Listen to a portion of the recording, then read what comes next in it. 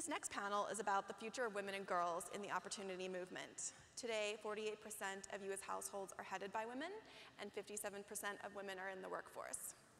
I know this because I've lived this. My mom had me at 19 as a single mother and provided for us. I'm a single mother now working to take care of my children, and I know how important it is that we invest in women and girls as the economic engines of their families and communities. So I'm really pleased to introduce two extraordinary leaders, I should say, and personal mentors of mine to this panel. Retired Major General Sharon Dunbar, Vice President of Human Resources for General Dynamics Mission Systems and Vice Chair of the Be the Change Board. Sharon was among the third class of women admitted to the United States Air Force Academy and serves on the board of the Girl Scout Council of the nation's capital.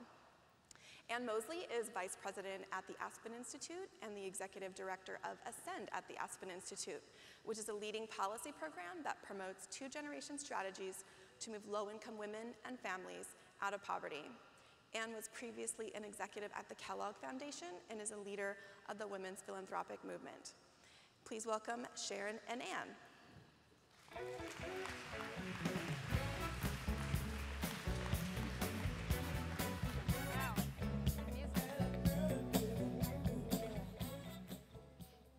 Good afternoon, everybody. All right, one more time. Good afternoon. Hello, hello. Well, my name is Anne Mosley, and I think both Sharon and I are card-carrying members of the Monique Reiser Opportunity Nation fan club, and it's a pleasure to be here with all of you. The conversation we're going to talk briefly about today is really why investing in women and girls is so important. And having met just a bunch of the women that are here in this summit, it's very clear. But just a couple of thoughts to put out there. One of the things that keeps me going is when I think about women right now being almost a little bit over half of the workforce, the majority of college graduates and graduate school graduates, making 80% of consumer purchasing decisions. You have all this great progress happening, but yet there's still inequity between what a woman and a man can make. It's even further exacerbated when you look at white women and women of color. When we look at the very relatively small numbers of women at the top, and so how do we really think about expanding that circle of women at the top, whether it's in the corporate, policy, nonprofit arena, but then how do we also make sure that all women from the that are in those retail jobs that Monique talked about are also on the pathway to economic security and self-sufficiency. Because the one lesson I think we've learned as a country is the power of investing in women and girls internationally, but let's bring that home so that when we see the role that women and girls play in the classroom, in the economy, and the conversations, that they're absolutely essential to having a stronger future for us all. So those are just a couple thoughts on my mind. Sharon, I'm curious about what brings you to this conversation? Well, I'm an advocate of strong women. I think, how about a hand showing of people who have strong women in their lives? There you go, and who've made a difference. Hats off to them. You know, I think the issue is that sometimes a lot of people don't really want to talk about why is this important. But when you look at the economic prosperity of our country, and somebody who comes out of the national security business, I mean, it's a national security issue for us in terms of making sure that women have their place in the workforce, that they are receiving pay equity, that they have the same opportunities as their male counterparts, and that those opportunities really are afforded to them from day one, as children, to those who are in school, to those who are adults. And I know that I wouldn't be here today were it not for a very strong woman. My mother immigrated to the United States from Korea, and you know, in the Korean community, maybe generalizing to the Asian community, you can have either the docile or you can have the fire-breathing, and my mother was in the latter category. And so I pretty much got torched through life to do more. I think most parents want their children to do more, and it's that power of seeing somebody who has in their eye the opportunity that rests for you to achieve it, and paving the way for you. And I think that's all of our obligations, is to pave the way for others because most of us are here today because of the paving that others did on our behalf. Absolutely. Well, and one of the things I think that's exciting is to think about sort of what's different in the world today and what can it look like 5 or 10 years from now. And in June, the Aspen Institute had the great privilege of partnering with the White House to do the first summit on women and girls called the United State of Women. And it was one of these moments that the moments that stood out where you had thousands of women, girls, men and boys of all backgrounds, all 50 states, from as far as Afghanistan and India, and then as close as Anacostia or downtown DC, but all coming together to think about the powerful roles that women and girls can play in the various sectors. And when I think about President Obama's, one of the comments he made where he said, "I am the face of feminism.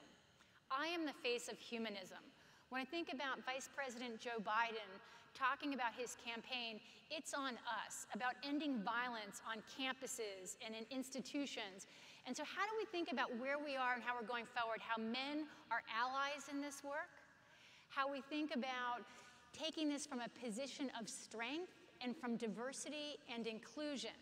And with that, I had some time to talk to a lot of the sort of, especially the younger women, who are really thinking about what does it mean to sort of, how important college is? How do I afford it?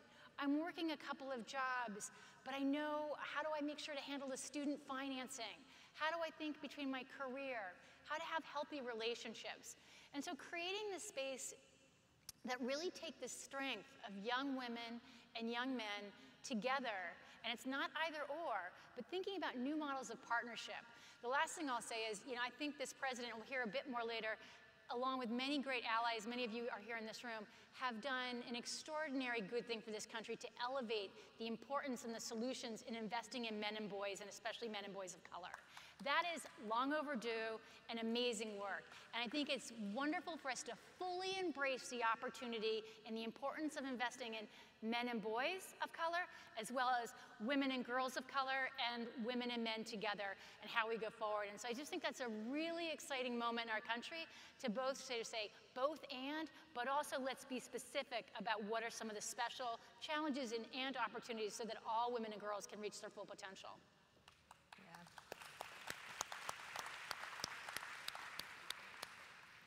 Yeah, and I think the awards ceremony just preceding, we're talking about reaching across the aisle in a bipartisan manner. When you look at what Be the Change and Opportunity Nation's all about, it is about partnerships. And those partnerships that help individuals pull people along in a positive direction. So we were talking backstage about when I was in the Air Force, and then even now in my capacity with General Dynamics, certainly mentor a lot of people of color as well as women, but in the end, I tend to mentor more men than women on the work-life balance issue, because people today want to partner to make sure that they are offering opportunities to the people who mean the most to them, that they want to make sure that they are not foregoing opportunities because we have in our mind potentially kind of this, the male in the family is the one who is going to be the breadwinner. And when you look at the numbers today, among those that are fortunate to have two folks in the family that are, you will see that 20% of women nowadays are actually out earning their spouse. And so that takes we were talking about your husband kind of taking a back seat so that you can move along, and I know that my husband did that in our Air Force career. But those are the types of things that's that partnership that allows people to move along. However, then you have individuals who are single family heads, and who do they have to lean on? They don't have that benefit of that partnership. And those are the folks that we really need to make sure that we're providing the support to, because they're juggling being two parents at once while they're trying to provide for their family.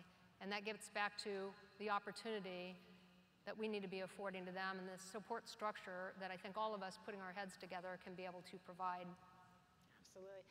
Sharon and I were both talking about, in addition to for women and girls to succeed, it also allows men and boys to lead and live differently.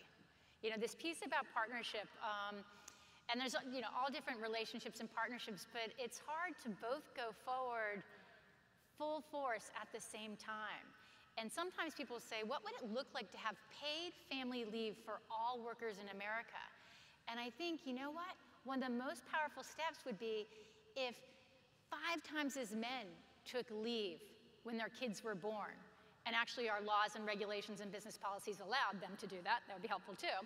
But how the next generation, how you are going to decide you want to lead and live your lives is going to be an important path to the future.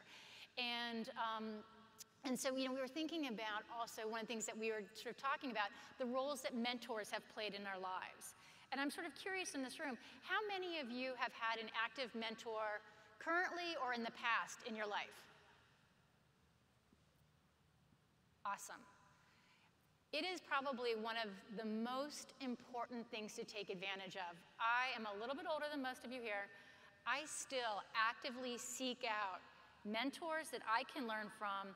And also, I like to do, and I saw this was a term in this program, reverse mentoring, where I will have a younger person say, would you be willing to serve as my mentor? And I say, yes, if you'll also help teach me. It might be teach me to look at issues and problems in new ways that I might not have before. It might be to think about social media differently. And so one of the pieces of advice that I would think, and I'd really put out with you, is you're the future, you're doing amazing things right now. Keep asking for mentors. Work hard, be prepared, but keep asking people to be part of your life, your future, your success. Because 99% of the time they're going to say yes.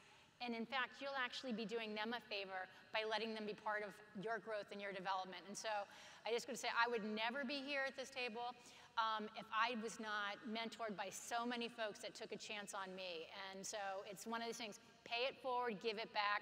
It's really how I think you stay most relevant in today's world. Well, I'm in the category of the other 50% who didn't raise their hand. I have to say I really didn't have a mentor coming up in my career. When I was at the Air Force Academy, it was 10% women, and it was pretty much slogging along in a very male-dominated environment, so you don't really want to look like you need any kind of help. And when I look at folks today, though, I absolutely agree. You don't know what you don't know. And so the benefit of having people who, whether you like the term mentor or not, but having somebody who is an advisor, helps to illuminate issues for you, helps to open doors for you. And for those of us who kind of grew up in environments where you didn't have one and you're loath to find one, it really is kind of, it is different to ask for advice, but you have to kind of put yourself out there and do that, because it's amazing the type of things that you can be involved in, and opportunities that will come your way by just asking. Absolutely. Well, I'll close out with one last sort of piece of advice, and I already made a new friend here, Amber from Washington, D.C. I don't know if you're in the room, Amber, but yay, sweetie. I'll see you back in D.C. We're going to connect. But you made me think, and you animated a quote that I often use that really is a quote that came out of sort of a circle of African-American women in the early 1900s that is really at the intersection of women's rights and civil rights. And it's the motto and the quote is, lifting as we climb. And so as you move forward, as we move forward, always be thinking about where your North Star is, what you're reaching for, but also who you're bringing along with you. The table is big. There is plenty of room for us all to go forward together. So just remember that, sort of lifting as we climb, and reach for your North Star. Those are great words.